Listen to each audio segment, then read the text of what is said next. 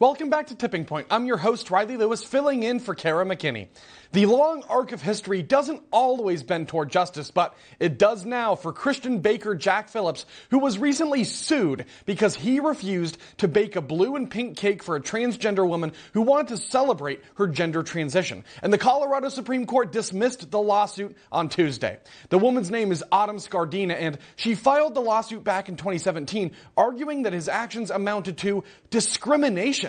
And this comes after the state's lower courts previously ruled that Phillips had violated her rights.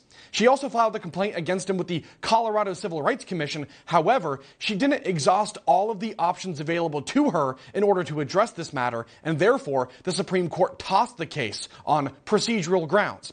That means they completely ducked the most important part of this case, which is about protecting our religious liberties.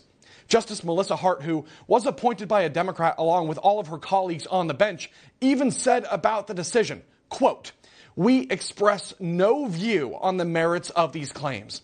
Wow. What's really important here is that no American citizen should ever be forced to express a belief they don't support under any circumstances. And that's exactly what the suitor was trying to do when she went to Phillips in the first place. It was nefarious, malicious. And she even said as much. She said her goal was to undercut his claim, Phillips' claim, that despite being a Christian, he would still serve customers who identify as being LGBTQ. That is not justice right there. In fact, it sounds a whole lot like lawfare to me. And sadly, that's what Phillips has routinely faced for over a decade. He's been dragged through the courts over frivolous cases just like this one time and time again, such as another one against him back in 2012, which was brought because he declined to make a custom cake for a same-sex wedding. It turned into a national case from there, even going before the U.S. Supreme Court, and thankfully, Phillips won. Hopefully we can move past these lawsuits now because he hasn't done anything wrong here that I can tell, and no American should ever be forced to express or validate an opinion or viewpoint about something that violates their own personal values. That is called betrayal.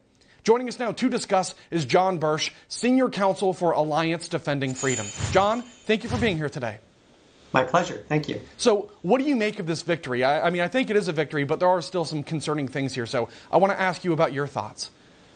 It's absolutely a huge victory for Jack. Keep in mind, he's not only a terrific cake artist, but he's also someone who's willing to persevere for his faith.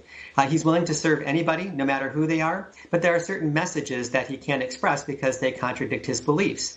And the important principle at stake in these types of cases is that the First Amendment prohibits government officials or even private entities or individuals acting through state laws to force people to speak or express messages that contradict their beliefs. And although this was only a technical victory, it follows up on another U.S. Supreme Court decision just a couple of years ago for another ADF client, Lori Smith, in the 303 Creative case.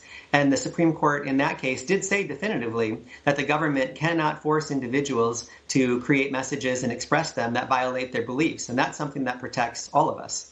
Yeah, that's interesting. I do wonder as well, though, about where the Colorado State Supreme Court stands on the actual merits or allegations of the case, not just the technicality part of it, but the part of it where it does come to forcing somebody to express a viewpoint that they don't hold in their own heart. So I do wonder, is that still a question? Is that still up in the air? Or do you think we have enough case studies here to prove that that right is being protected? Well, the U.S. Supreme Court decision in 303 Creative is broad and definitive, and so I don't think we need the Colorado Supreme Court to rule. Okay. What we're grateful for here is that it did put the end to this particular lawsuit, which ironically began with a cake request from this attorney activist on the very day the U.S. Supreme Court announced it would hear argument in Jack's previous case, which he won against the Colorado Civil Rights Commission. So this was just harassment, plain and simple from the beginning. This decision from the Colorado Supreme Court puts an end once and for all to this activist and the request for this gender transition cake. And I think 303 Creative going forward will protect Jack and other artists and creative professionals, as well as all of us, from being compelled to speak against our will by the government.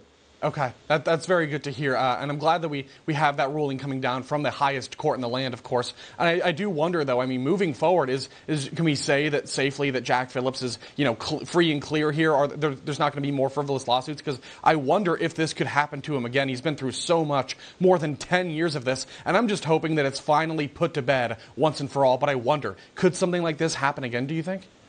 Yeah, it's grown to 12 years of harassment, if you can believe that.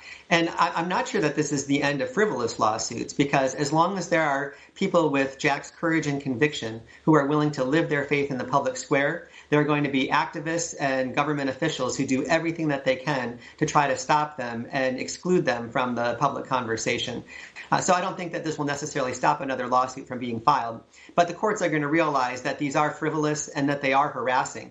In this case, the activists said that they would keep making requests until Jack changed his beliefs. There's no question that this is harassment. And at some point, the courts will step in and say, sorry, you can't file these frivolous, harassing lawsuits. And in any event, we're happy to represent Jack and Lori Smith and many other people who face these types of things pro bono in the courts whenever their rights are infringed. And we know that the long arc of history does bend towards truth and protection of the Constitution, and ultimately that those truths will prevail. Okay, that's very good. And of course, we're very grateful that we have firms like yours and organizations that are willing to stand up for the little guy against harassment in the face of smears by the mainstream media and news establishment, attacks on him, and very mean personal attacks online. I mean, they've really dragged this guy through the mud, and it's really sick, and it's heartbreaking to see that happen to our fellow American. And I also want to ask you about this case. It was filed with the claim he was accused of discrimination. I'd like you to clarify why that isn't a good legal argument in this case for us. It's ridiculous. Jack doesn't discriminate against anyone. As I mentioned, he will service any person, no matter who they are or what they represent. There are just certain messages that he can express. Okay. He would never create a cake, for example, at Halloween time, even though that could be lucrative for cake makers, because it encourages people to associate with the occult. He would never create a cake that demeans anyone, even someone from the LGBT community. And he cannot express messages that marriage is between two men or that someone can change their sex. Those go against the core of his beliefs that God created all of us male and female, and that he created marriage to be between one man and one woman.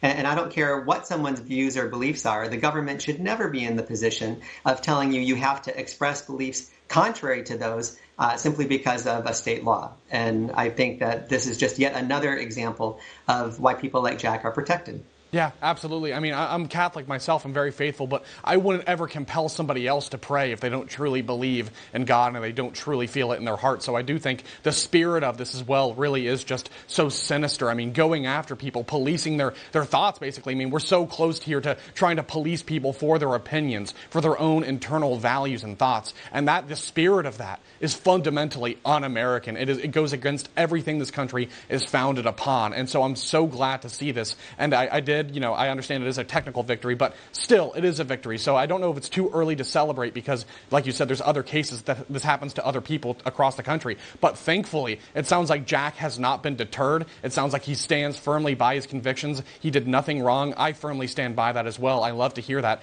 And I'd like to ask you, we're coming up against a break here, but are there any other big takeaways or final thoughts that you have regarding this case for our viewers? Well, I hope that people on every side of every issue can appreciate how important the value of free speech is. If the law went the other way, then someone could force Joe Biden's speechwriter to write a speech for Donald Trump. And no one thinks that the law should be able to do that. We should all be able to speak and express messages according to our conscience. And the court system in Jack's cases have consistently upheld that right. And we look forward to continuing to defend others like him who have the courage of their convictions to speak the truth in the public square. Wow. Well, it's music to my ears, and we're so grateful to have you on, of course, today to talk about this case. It's great news. It's been more than 12 years of this nonsense harassment, so thankfully, hopefully, we can start a new chapter, and Jack hopefully can get back to making some awesome cakes for his customers. So thank you, of course, for being here today. We really do appreciate your time and your insights. Thank you.